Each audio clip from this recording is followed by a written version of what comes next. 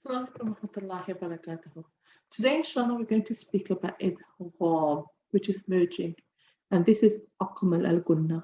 Akmal al-gunna means the most complete gunna. So kamil al-gunna is complete gunna, but this is a higher level. It means the most complete gunna. And it has something to do with these words here, collected in the phrase yarmalun. Yarmalun. And this phrase is further divided into these four letters. And inshallah, I will go through what the ruling of this is. So in Idgham, again, just to remind you, we have a nun sakin, which means it's a standalone nun. It has no marking on it.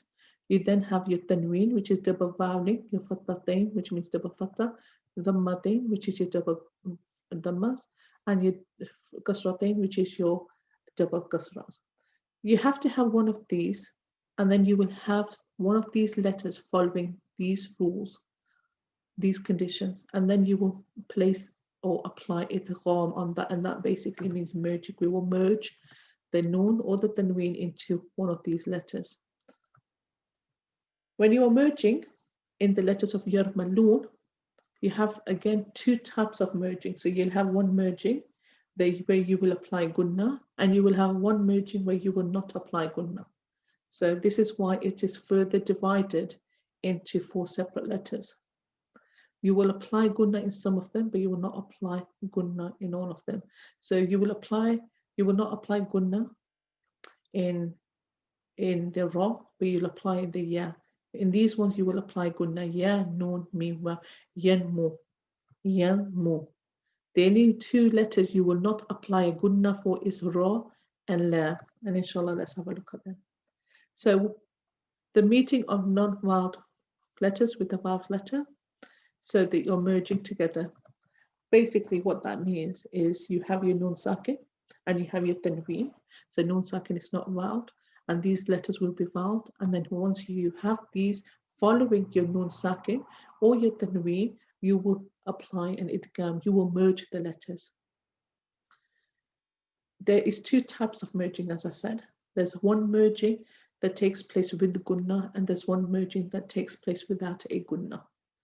And let's give you an example. So here you will apply gunna in all the letters except for the ra and the lam. Again, two letters you will not apply your gunna on. It will be ra and it will be lam.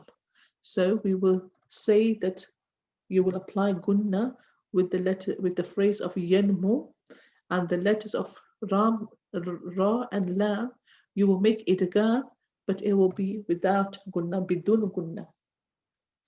Let's have a look at some examples. So here, this is what the letter or the way it will be appearing. So you will have a nun sakin and you will have a ya. But you will pronounce it by dropping the nun sakin. So you will do a gunna. Why? Because that's a nun sakin rule.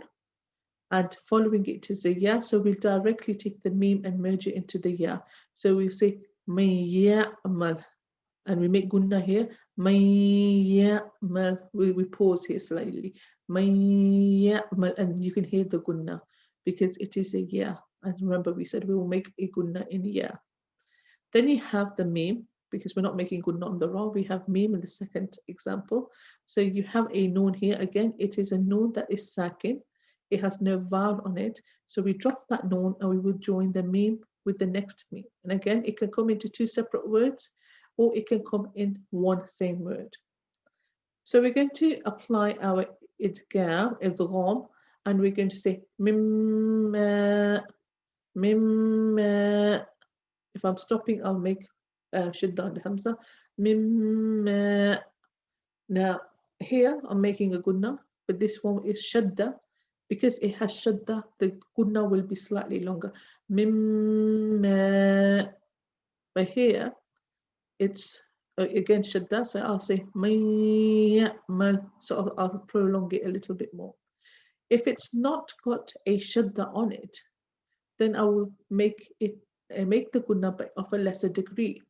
So I'll say may, that's in a slight gunna. But if it has a shadda, I will extend the gunna. So I'll say may ya'mal Mimma. But but that's through experience, inshallah, you will get there.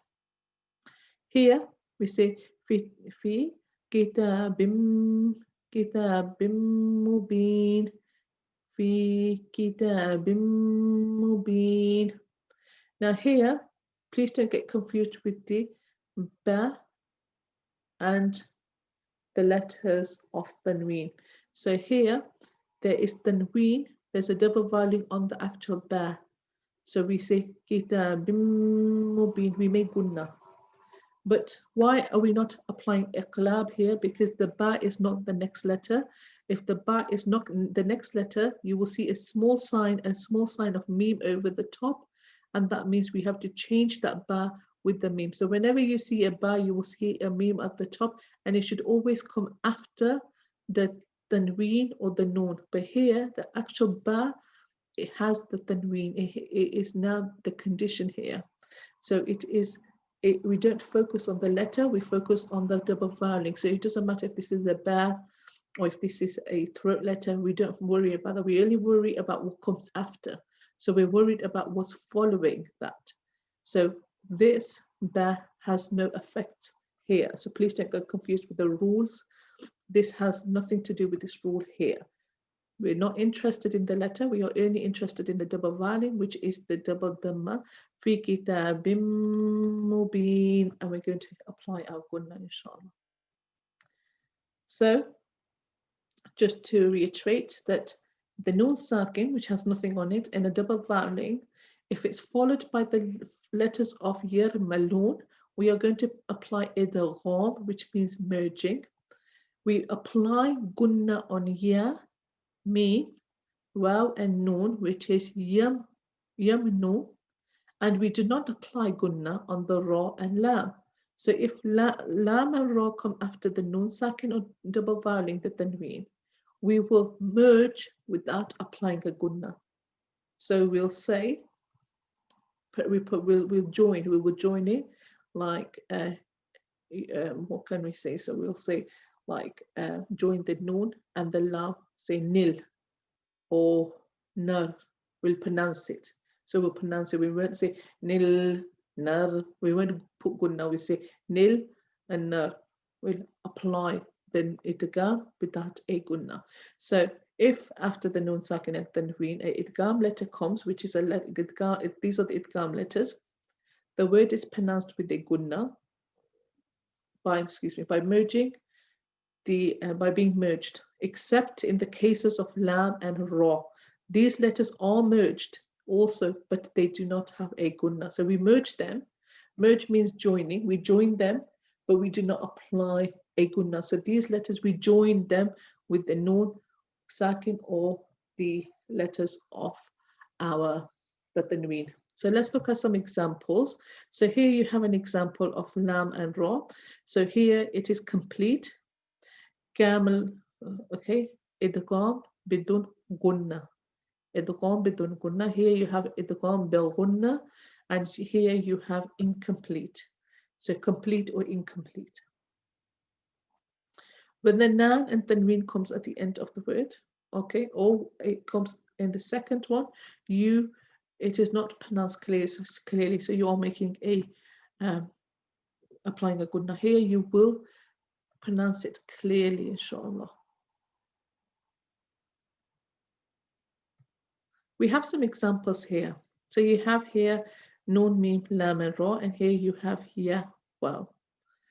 And for ya, waw, it means that merging is not completed because there is a gunna left over. So there's some gunna left over. So it's not a complete merging.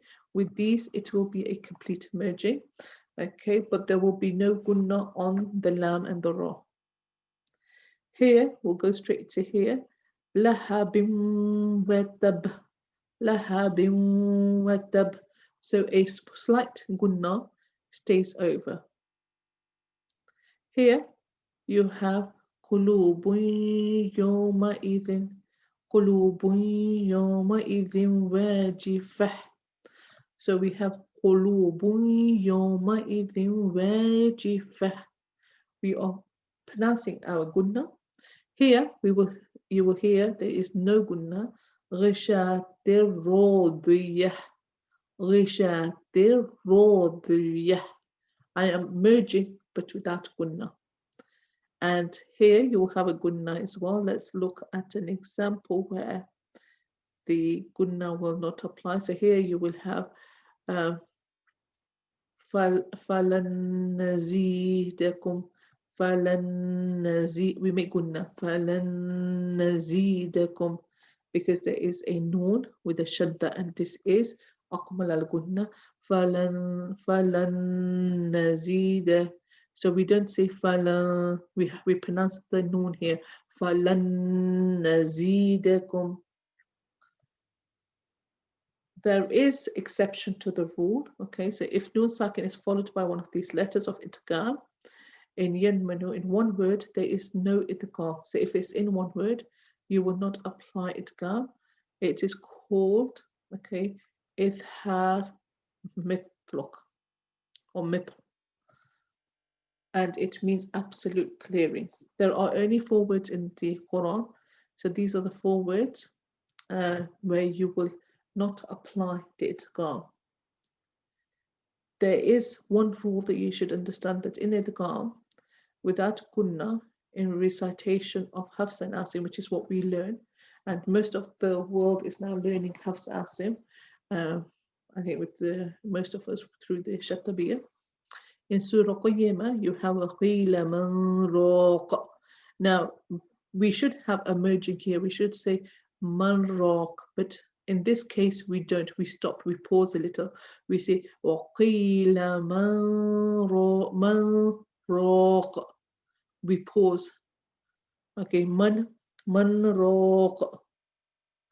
We're going to pause. وَقِيلَ مَنْ رَاقَ. We're not going to apply idgham. So we're not going to say man raq. We're not going to do that. We're going to say man raq and pause slightly, inshallah. That is the exception for the idgham, the letter of idgham. Jazakallah khair for watching. Assalamu alaikum wa rahmatullahi wa barakatuhu.